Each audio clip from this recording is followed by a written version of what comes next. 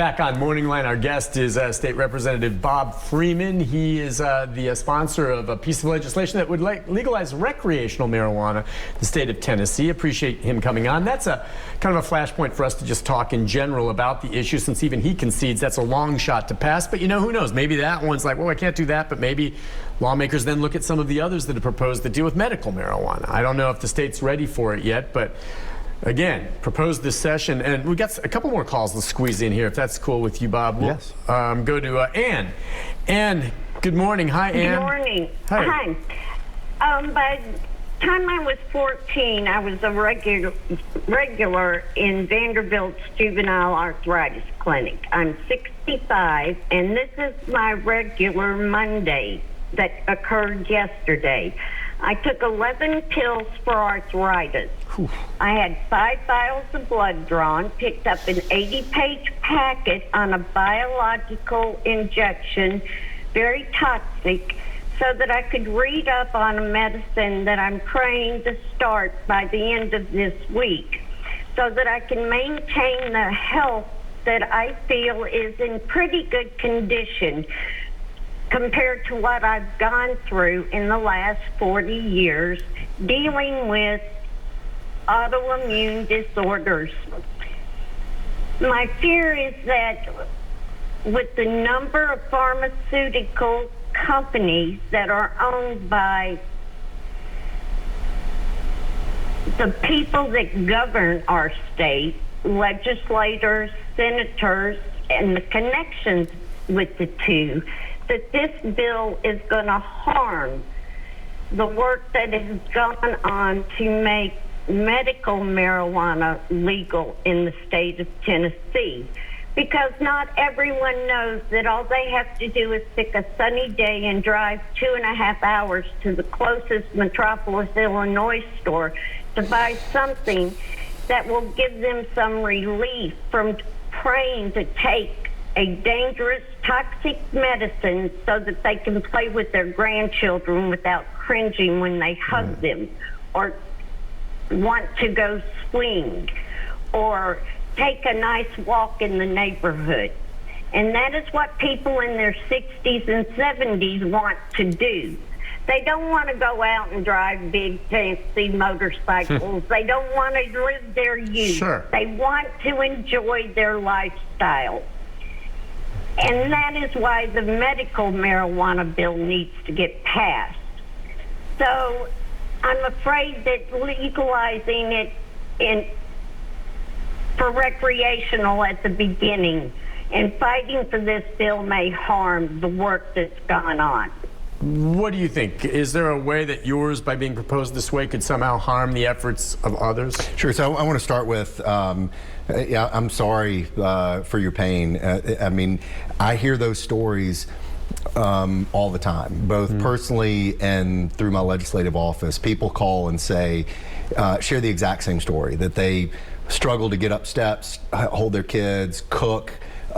They struggle to open the bottles to get their pills out, and so I'm sorry for her pain, but I just disagree. I think that the debate is the same. I think that many people don't really distinguish between medical and recreational. I think that if you were to ask a poll, are you for medical and not recreational, they may think that recreational is advocating for more use as opposed to medical.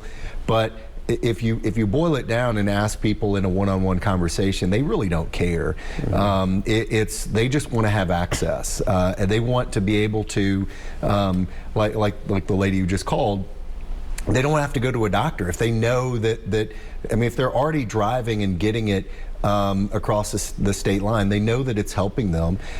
They don't want to necessarily get it for a doctor. There's definitely a situation where medical prescriptions and medical use is going to be continued to use, but you know, at what level of arthritis do you need to go see a doctor? Yeah. At what level of pain do you need to go see a doctor? I mean, there should be some ability, you know, and I don't want to associate the two, but you know, people take aspirin every day, right? And they don't go to a doctor to do that. This, to me, should be along the same lines of somebody choosing to do it. People are doing it already. They're already using. What I would like to do is make sure that it's safe, make sure that it stays out of the hands of minors, and that the state gets some tax revenue out of it. Let's take another phone call. We'll go to Ed. Ed, good morning. Hi, Ed. Hey, gentlemen, how you doing? Good. Good. I think we should make alcohol illegal. It causes more problems than marijuana. I'm 74 years old, and 50 years ago, I wrote everybody in Tennessee and said, you ought to legalize it, regulate it, and tax it just like you do alcohol. Thank you very much.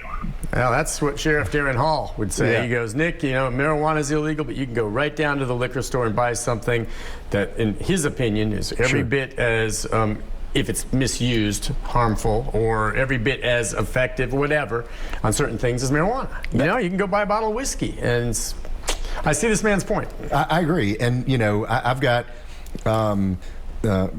been personally impacted by friends and different people who've dealt with alcoholism, have made bad decisions, all of these things that I just don't see the prevalence with marijuana use, at least anecdotally from what I've read.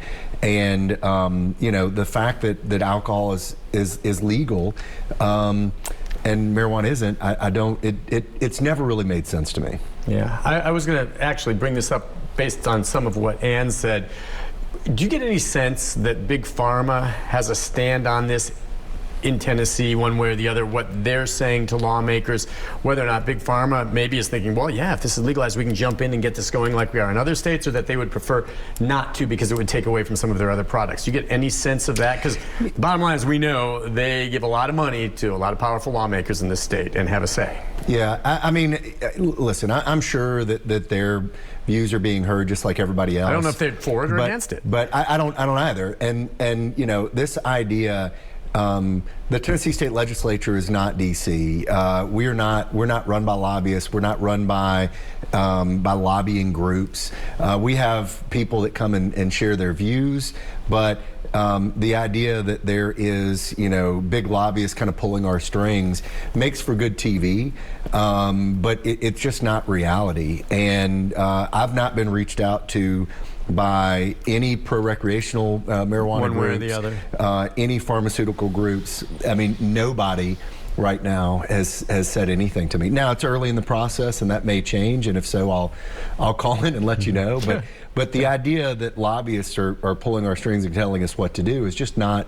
It's not reality. Yeah, and I wasn't saying that. I just wondered if we heard one way or the other where they stand. But for the people that are listening, the idea that we have many members that are personally invested in pharmaceuticals, that may be the case on a national level in D.C., but I don't believe there's anybody in the state legislature, both in the House and the Senate right now, that has any personal financial ties to the pharmaceutical industry, and so, or even the legalization industry. And this is very much. My hope is this is very much going to be debated and argued on the merits of the bill. And it's a 37-page bill. I believe it contemplates pretty much everything. Very detailed. Yeah. And I want to walk through that process and make sure people understand what legalization would look like in Tennessee. Let's go to Benny next. Benny, good morning. Hi, Benny. Hey, Nick. Long time no talk to. Good to hear from you. Yeah, I've been in pain for 32 years, and I've been on every kind of opioid there is, and I'm coming down off of them, Nick. I'm proud of my lowest dose, but there are side effects, and really bad side effects. I don't use marijuana, but I am for the drops, marijuana liquid, for pain. And the guys with coming back from the war, veterans, and the child that was in the legislature last year is just heartbreaking. The way they did it, they wouldn't legalize it for his drops for epilepsy. And I know he's wanting it for recreational. I'm for the medical side. And your governor and both House representative speakers said they'll never pass a bill that's not federalized. So the federal level is, to knock that off, that Schedule 1. But Yeah, you know, the Speaker of the House has been on this show and has said as much that, you know, he just doesn't see that happening anytime soon. And one of the big stumbling blocks is, you know, the Schedule 1 at the federal level. And we had thought maybe at some point the feds were going to be looking at it. There were some stories a couple of years ago, maybe last year, where it just said they were reevaluating it, you know, and the whole idea, Schedule 1 is the most serious types of drugs, and marijuana somehow, some way is on there with some of these other nasty ones. It doesn't belong there. Most agree with that no. That's the issue. Why is that not moved? I mean, I think there's a lot of folks that otherwise feel, yeah, but they tell me, Nick, I could vote for it, but it's still Schedule 1. Until it moves, I can't vote for it. End of story. Yeah. Well, again, Benny was it that just called, you know, I'm sorry for your pain. And what he spoke to was the child with epilepsy who came into the committee having uncontrollable seizures, and the only thing that would make them go away was a cannabis oil that she would drip on his tongue, and the legislators in that committee sat there and looked at this child that was in horrific pain, and said no. We had the same exact argument with veterans who were quadriplegic and lost their limbs in the line of duty. They wanted to take an oil, or a lotion rather, that would deal with phantom limb syndrome. And so while I agree that it would appear an easier lift to deal with medical, I just gave two examples of extremely horrific stories of people in extreme pain. We've had, you know, 5 callers call in, all say they're in extreme pain, that this is something could treat, and we've not done it.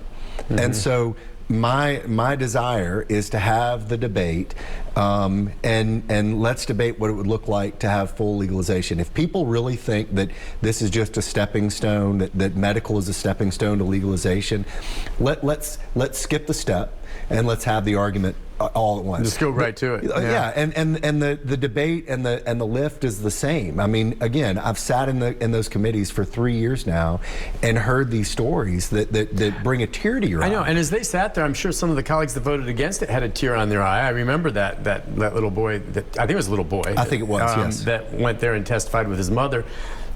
When they heard it, and obviously had to sympathize, unless they're just heartless, and some are, but beyond that, I mean, what did you say? Well, gosh, you just saw that. How can you vote against that? What was the reasoning? I wish I knew, but you know, again, the debate and the argument to me is the same. And if they're secretly against it because they think it's going to lead to full legalization, let's look at what full legalization would look like. Let's talk about how we're going to keep it out of the hands of minors, how we're going to keep it safe. You know, how much you can have on your person. I mean, all of the different details that my bill contemplates. Let's go ahead and have that debate. And if we move it down the road, if we move medical down the road because of this, I'm going to look at this as a win, because it's what Tennesseans want, and it's what's right. We're going to take a quick break. Okay. When we come back, get some more phone calls for you as well. A lot of people have an interest in this. I think I know where they're kind of leaning, but that doesn't mean we're any closer to passing something like this, though Representative Freeman's working toward that. We'll be back with more right after this.